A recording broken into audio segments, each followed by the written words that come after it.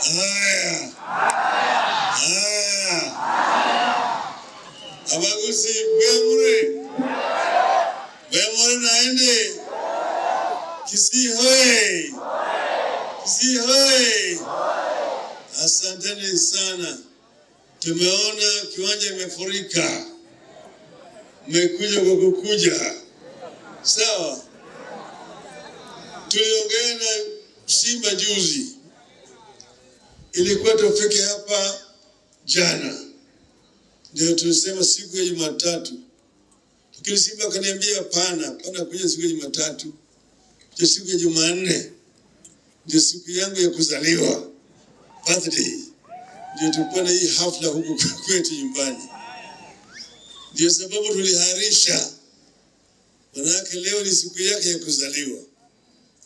Nataka kutoa shukrani sana kwa Simba kufanya haya ambayo amefanya. Leo ameleta mama yake na jamii yake yote ameleta hapa. Na bibi yake. Na leo yeye amefiti umri wa miaka 42. Bado ni kijana chipukizi tu. Mtu mdogo sana. Na kile ameleta jamii yake yote hapo mmewaona. Hata huyo bibi yake huyo bibi yake mimi najua sana. Hawa ni watu yangu. Tumekaa nao Nairobi ni kama jamii moja. Huyo mama hata na watoto yangu na mama Aida wanajuana vizuri sana. Sasa Simba Arati huyu ni kijana yangu ya kisiasa. Mimi ninajua Simba. Mimi nimetoka na Simba akiwa yeye bado chipukizi kabisa. Mimi nikapeleka yeye kwa City Council kama councillor. Amefanya council miaka 5. Kazi nzuri sana. Akaja kuoga akaniambia sasa mimi sirudi tena council. Nataka kwenda bunge. Akasema wapi? Akasema Arati North. Naambia basi jitayarishe. Mimi nitakuunga mkono. Akaenda pale Arati North. Akasimama na wale wengine wote wengi sana. Na wakaangusha. Akachaguliwa kama mbunge wa Arati North. Na vijana kule, akina mama, wazee wote walikuwa wanamuunga yeye mkono kwa sababu ya kazi yake. Sasa amefanya kule miaka 5. Akarudi tena 5 tena kule Arati North. Na yeye alikuwa pale Nairobi, yeye anaunganisha vijana wetu wote Nairobi mzima. ODM youth ya Nairobi yote walikuwa wanajua Simba Arati. Kwa mimi nikienda sasa mimi kazi yangu ni kidogo sana. Kimba ndiye alikuwa anafanya kazi wa chini hapo kazi ya mkono. Na akafanya kazi chama ikiwa na nguvu zaidi Nairobi. Baadaye akaniambia mimi baba mimi nataka sasa nirudi nyumbani. Nikamuuliza unataka kwenda Bobasi? Akasema hapana. Si Bobasi. Mimi narudi Kisii. Naenda sasa ngoja natoka, mimi nataka kuwa gavana. Nikamwambia ukitaka sawa, kwenda ukajaribu. Wale wengine wakasema huyo kijana hawezi. Huyo kijana bado domo yake inanuka maziwa ya mama yake. Nikamwambia hii hujui Simba, acha aende.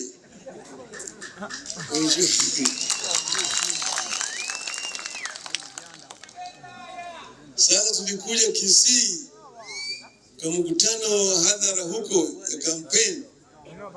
Ilifanyika kule katika golf course pale. Vijana wakawa wengi zaidi. Sasa wale wengine wakajaribu kwenda kuongea pale, wanapiga mkono namna hii. Ya. Baada ya mkutano wakaja kwa ofisi yangu Nairobi. Kuniambia mimi ati yule kijana hana heshima. Yeye alifanya ile mpango ya sisi kupigiwa kelele. Lakini hawana watu. Wale vijana ambao yanabeba wale bodaboda hawana kura. Wakisia hawezi kumpigia kura huyo kijana. Mkiwacha huyo kijana, Oda itachukua kiti ya Kisii. Nikasema wache wananchi waamue. Siwezi wananchi waamue. Siwalienda kwa debe. Alafu Simba kawafanya nini? Simba wanarua. Narudia sasa Simba. Sio. Hii Simba Arati ni mtu mwaminifu na anajua kufanya kazi. Mimi najua Simba ataweza kufanya kazi vizuri hapa kwa Kisii. Kwa hivyo wale ambao wanaanza kuimba ni wale ambao wanajulikana. Anataka kwenda pande ile, asinaona pande ile ndio iko na nyama kubwa pande ile. Ni kama ile umbwa alikuwa anabeba nyama kinywani chake, anapita kwa daraja, kiangalia ule chini mtu anaona kivuli chake, nafikiri ile umbwa imebeba nyama kubwa kushinda ile mbaya yako nayo. Akawacha hii atenda kule kuangalia ile ingine, akajikuta kule majini na mamba yuko kule chini. Hao watu, hata mimi nasema msisumbuke na hao watu. Mwangalie mbele. Mimi najua na hakika Simba ataweza kufanya kazi nzuri hapa Kisii. Mungu yeye mkono na kazi itakuwa sawa sawa. Sisi tunamunga yeye mkono kama ODM kule juu. Tunataka kuona kama hapa Kisii kuna amani, ndio kazi inaweza kufanyika vizuri. Sasa wale watu kazi yao ni kujaribu tu kununua wafuasi wetu. Kuwabeba pande hii wanapeleka Ikulu. Wanakwenda kutafuta nini? Maendeleo. Hakuna maendeleo katika Ikulu. Siku hizi bajeti inafanywa katika bunge. Hakuna maendeleo, mtu anakwenda kutafuta kule Ikulu. Anaenda kule tu kutafuta tumbo yake. Tuweke peke yake. Sasa sisi tumesema tunataka tuunganishe watu wote wawe kama kitu kimoja. Tuko na azimio. Tumeona Kalonzo Musyoka amekuja hapa na wanaazimio ambao wametoka naye kule Ukambani. Wako kwa Wiper, lakini Wiper na ODM na Jubilee wako ndani ya azimio. Sisi pande hii tunaimarisha chama chetu cha ODM. Ili ODM iwe na nguvu zaidi. Kama ODM iko na nguvu, na Wiper iko na nguvu, na Jubilee iko na nguvu, ndio azimio iko na nguvu sawa sawa. Sasa nataka vijana waingie ndani ya chama. Chama ndio nguzo yetu. Tukienda kwenye harakati ya ukombozi, silaha yetu, yani mkuki, mshale na ngao ni chama. Na chama kama yuko na nguvu, ndio tunaweza kushika utawala, kama utawala katika taifa letu. Chama ni kama mto, ndio wengine. Ile mtu unajua inatoka mlimani. Maji yanatoka mlimani, maji mengine yanaingia baharini. Sasa inakuwa kama nyoka ambayo inatoka kule. Kichwa imeingia kule baharini na mwingine anatoka huko kwa mlima. Sasa hapo chini ndio utakuta hapo kuna vijana. Vijana kama wako ndani ya chama wana uwezo, wana nguvu, ndio chama inakuwa na nguvu zaidi. The youth are the vanguard of the party. Sawa. Hapo mbeleni hapo unakuta kina mama. The women league of the chama vile iwe na nguvu. Leo pande vingine unakuta veterans wale wanapigana vile mpaka waende ndani ya chama. Kuna wale wasomi ambao tunaitwa think tank ya chama vile mpaka wawe huko ndani. Alafu kuna wale wazee, the elders, wako pale. Ile maji ambayo yanaingia kwenye bahari sasa, wazee wanakuwa pale. Lakini tunataka vijana waingie kabisa. Ndio sababu tunasema tunataka serikali ipeane vitambulisho kwa bure kwa vijana wetu. Tunajua kuna vijana wengi ambao wamehitimu umri sasa ya kupiga kura na hawana vitambulisho. Pili urongo. Sasa Ruto anaweka ati mpaka utoe pesa ngapi ndio upewe kitambulisho. Kitambulisho ni haki yako ya kuzaliwa. Maana hiyo ndio inathibitisha hata wewe ni Mkenya. Nataka kitambulisho ipeane bure, sio? Sasa wao Ruto wameshindwa na kazi. Waliona waliiba ushindi wetu mwaka jana. Sio waliiba ushindi yetu? Sio waliiba? Lakini waliiba nimekoma kwa koo. Nimekoma kwa koo. Nimekataa kuteremka hapa chini. Inawanyonga. Sina wanyonga. Sina wanyonga. Hayajengia huko chini hata kidogo.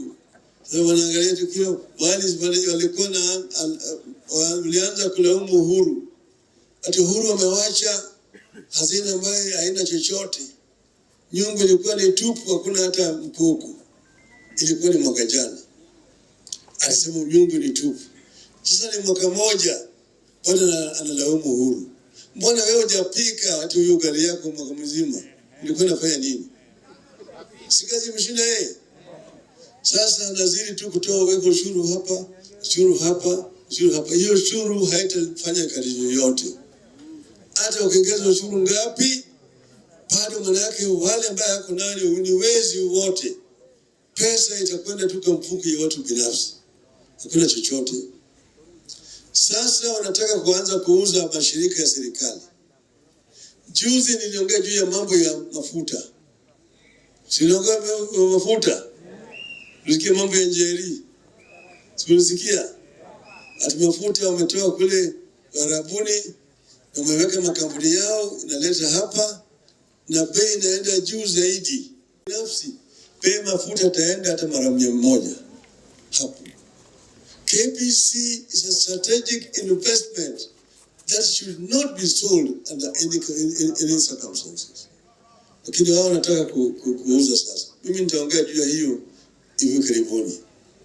Lakini kwa sasa leo mimi nataka niambie nyinyi ati mjitayarishe. Tunaona mambo hapa itakuwa vile tulikuwa nataka. Tena mimi nataka nichukue nafasi hii nitoe shukrani kwenu nyinyi wa Kisii. Tuliposema mjitokeze. Ati wanafanya nyoko. Mtoka kwa wengi sana. Mtoka kwa wengi. Na tukisema hata sasa mrudie si mko tayari? Si mko tayari? Mko tayari nione mkono hapa. Sasa wakati huu tunajitayarisha na wakati itakuja. Wakati itakuja ambapo sisi tutasema wakati huu walikuwa wanaongea. Wameongea tena sisi kesho tutakuwa na kikao tutasoma yale ile ripoti alafu tutatoa taarifa kamili. Kama ni mbaya ni nini? Mbaya. Sawa. Tutaangalia vile itakuwa. Alafu tutaarifu nyinyi hii ni sawa, hii ni mbaya, hii ni mbaya. Sawa. Tunataka nyinyi msubiri, mtapata habari kamili. Nikisema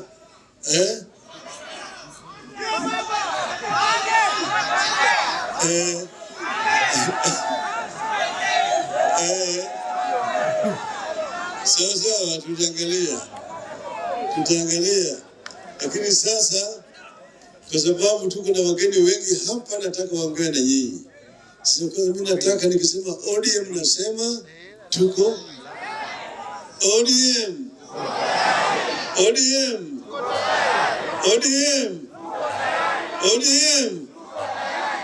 Niite Mheshimiwa Stephen Kalonzo Musyoka.